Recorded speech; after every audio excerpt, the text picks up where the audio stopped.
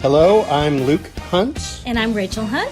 And together we co-directed the 2019 production of Shrek at Plaza Theater Company. We had also pretty much co-directed the 2015 production of Shrek at Plaza Theater Company. So this was a show that we had the pleasure of working on twice. We did it together. The first time he was the director and I was the choreographer, but I couldn't stop giving actor notes, so we decided we better mix it up and put me on the director slot. Also, having a dedicated choreographer in Marissa Wheat, or actually it was Nicole Wheat and Marissa Wheat was the assistant, was really allowed us to do more with the choreography. It was a lot more dynamic and interesting the second time because we had two people working specifically on choreography, which was really great. The first time around, when we directed Shrek, it performed at the Main Street Theater as a spring show in 2015, and it was a big deal to be trusted with a show that was that big, and we had no idea exactly how big it was until we were already neck deep in it. And so our main goal on the 2019 production, just this past November, October-November, was to make it even bigger, since Shrek would be going into the Dudley Hall space. Back in the Main Street production, we had talked the set design crew into a rotating platform in the middle of the stage that we lovingly called the Splatform. And at Dudley Hall, we didn't need to worry about that. It already had the turntable revolve in there. In fact, we kind of toyed around with the idea of putting the old Splatform on top of it, but they just couldn't compete. Yeah, it just didn't work, but having that rotating stage really allowed us to do a lot of things that we couldn't do in the old Main Street Theater. Of course, Dudley Hall is just beautiful, and there are all kinds of technical things that you can do differently there. Although there are some challenges, not having the mini stage made it so that some of the magical things and some of the balcony things were a little bit harder to do so that everyone could see them. But we were able to use them in a way that I thought was really effective. The main thing on a show this big is to have a good, solid production team.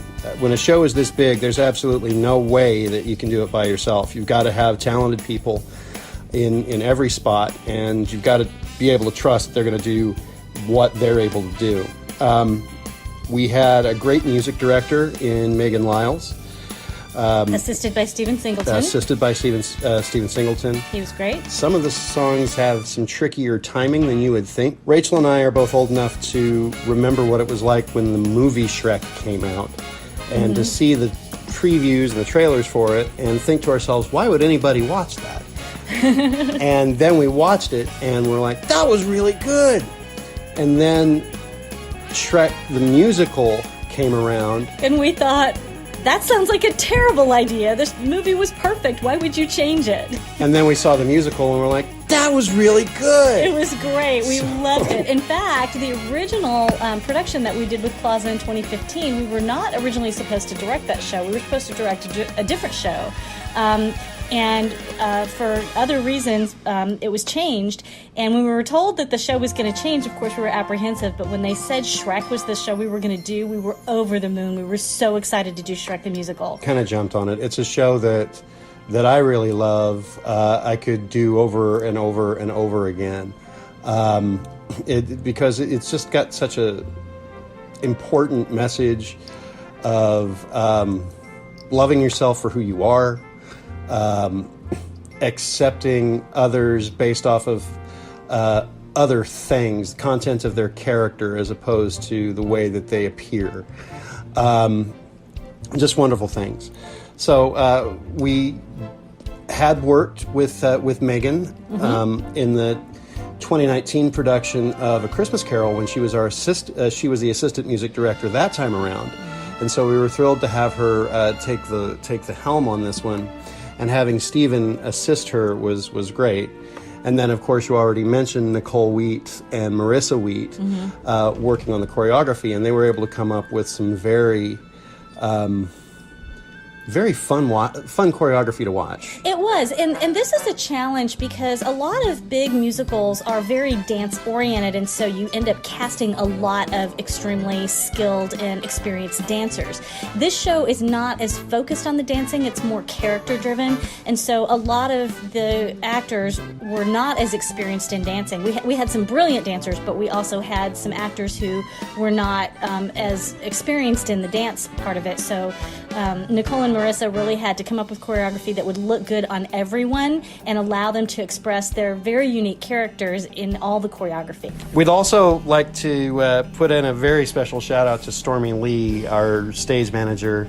Once and forever stage manager. She's our favorite. She's an incredibly hard worker, really smart and fun. We couldn't do this without her. She's great. Then, of course, the next thing when you do a big fantasy show like Shrek is going to be the costumes. Yeah, Tina, of course, having done the show before, she already had a lot of stuff that had already been built, but some things had to be redone and changed for new actors.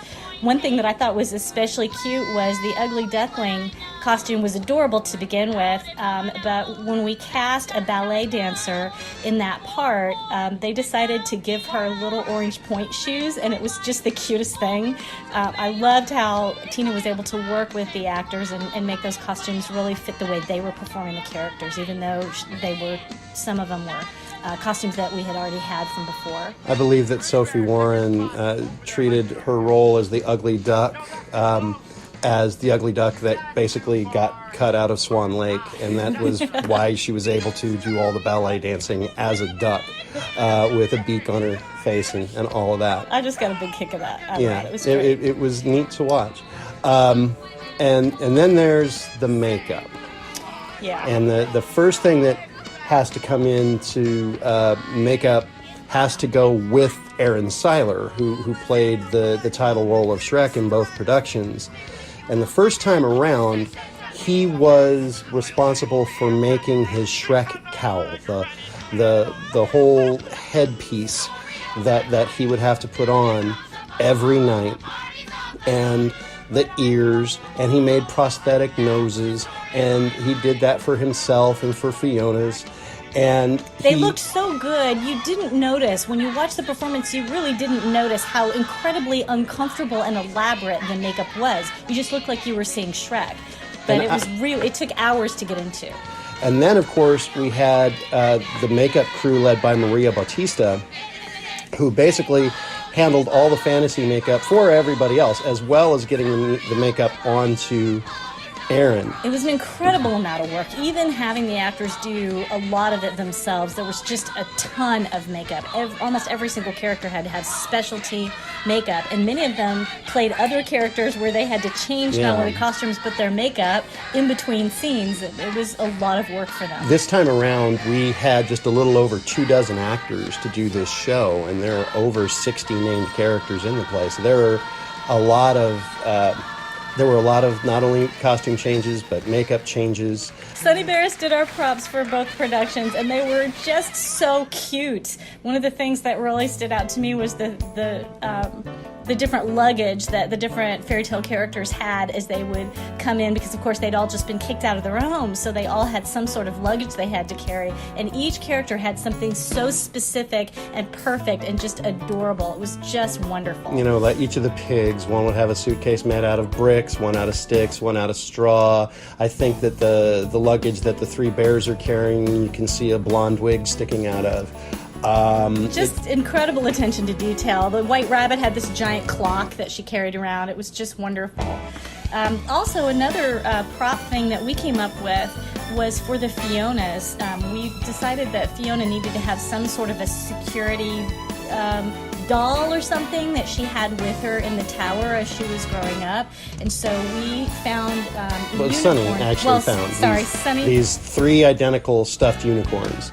And so the first time we see it, when it's given to 7-year-old Fiona, the unicorn looks brand new and pristine. And then when teen Fiona has it, it's a little dirty.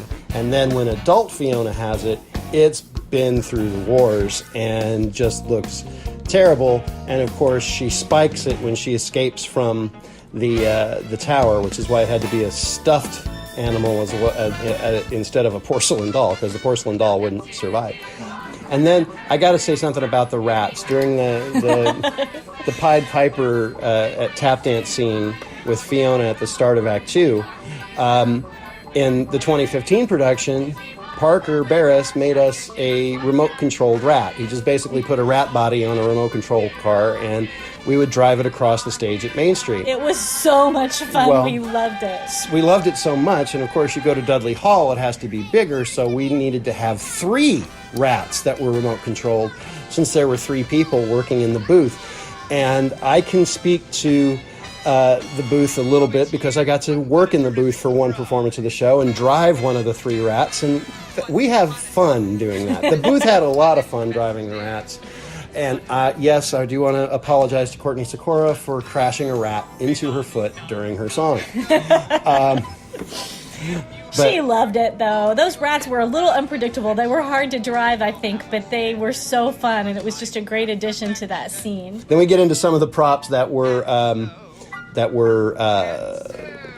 special effects that Parker Barris worked on, such as the exploding bird. And Parker made pretty much a potato gun that was loaded up with compressed air and would explode feathers everywhere. It was wonderful.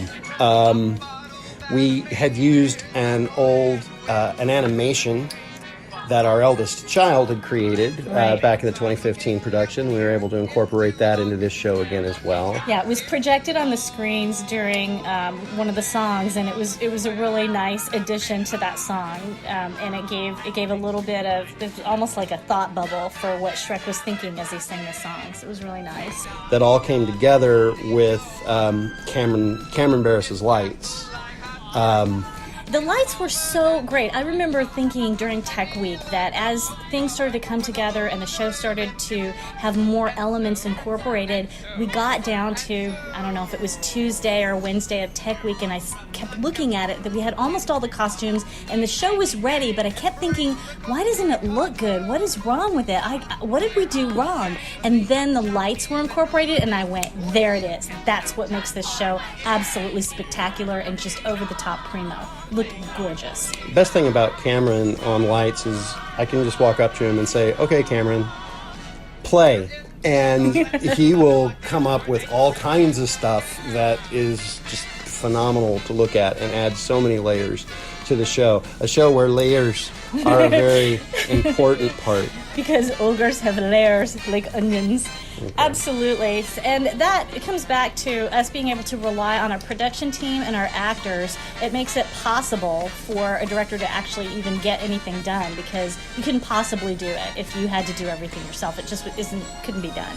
And the production team was not the only part of the show that we relied on for creative input. The actors were all incredibly talented, and there were a lot of places where we maybe didn't have a specific idea, or we had a couple of ideas, we weren't sure what we wanted to do, and the actors would chime in and say, well, what if we did this? What if we did that? And they would just bring their own creativity and talent, and it just always adds so much to have really experienced and talented actors. One of my directing philosophies in everything I work on is to allow the actors to have the freedom to come up with some stuff on their own, so they're not just listening to me dictate everything to them. If the actors have a good idea, even when it comes into blocking rehearsals early on, if the actors have a good idea, I like to see how that works, and I like to experiment with it, and most of the time it works out fine. And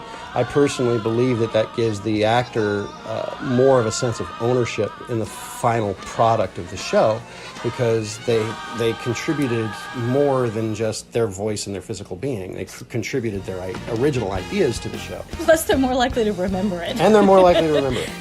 And then let's talk about the cast for a little bit. We had a good combination of some veterans of Plaza Theater in the show, with Aaron playing Shrek in a role that he had done before, and he does it exceedingly well. And then we were fortunate enough to have Courtney Sikora. Oh my goodness. you know, when you do a show like Shrek, you get a lot of talented people showing up to audition for the part of Fiona because it's a great part. And so we did have a lot of extremely talented women singing for that part. And we could have gone a lot of different ways with it because we had so many very talented women. But Courtney is just so amazing. And when she sang that part, we thought, I just don't... it's kind of game over. She has such power in her voice with a great musical theater tone, but I also would like to hear her front a blues rock band, because when we get to I'm a Believer and you hear her put some stank on it, you know she can do it. Which is really Plus really she's great. a dancer and is funny and just an all-around incredible performer and so reliable and such a nice person.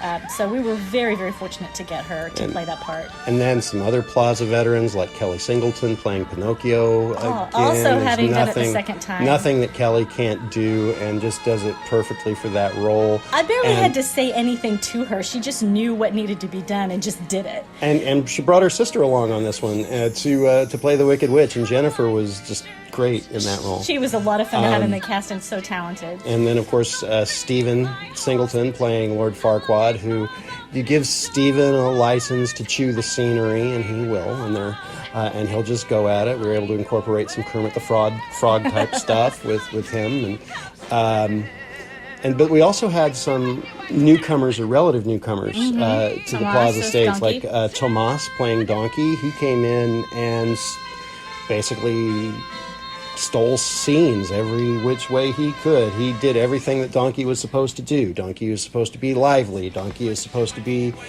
childish. We had this bit that Donkey would do stuff like a very happy puppy dog, and so he put a lot of that into the show, including sniffing some places he probably shouldn't have sniffed. And then we had Reagan.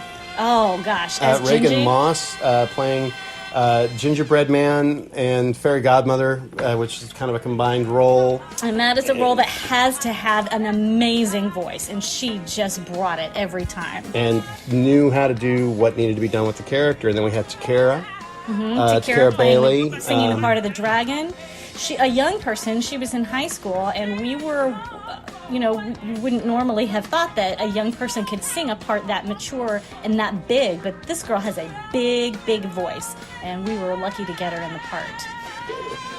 All of a sudden, the show opens, and the cast is approached, I think, by Jason Barras, saying, "Hey, let's do a music video for All Star as a promo for the show," which the cast jumps into, and I see this video on Plaza's Facebook page of the Shrek cast in full costume singing All Star the full length of the song. And the next thing I know, the cast is challenging the Granbury Theater Company cast of Addams Family to dance-offs. And this just ended up being an escalating thing. It started off with the Shrek cast just doing the da-da-da-da, clip, snap, snap, and challenging them.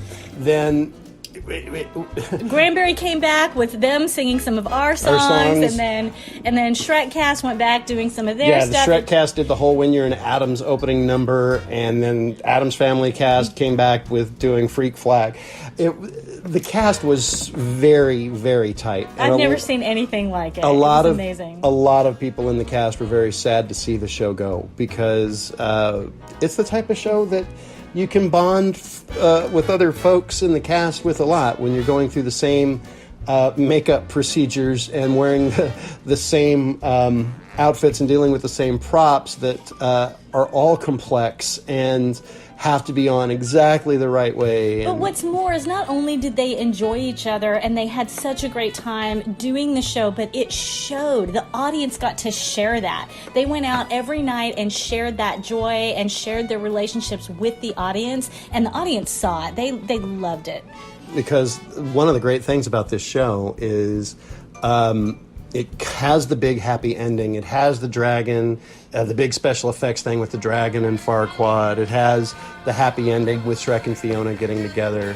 And then we have the curtain call, and after the curtain call comes the wedding reception with I'm a Believer, which the original production on Broadway didn't have in originally until people complained saying, "Where's I'm a Believer?" And so they put it in after the curtain call.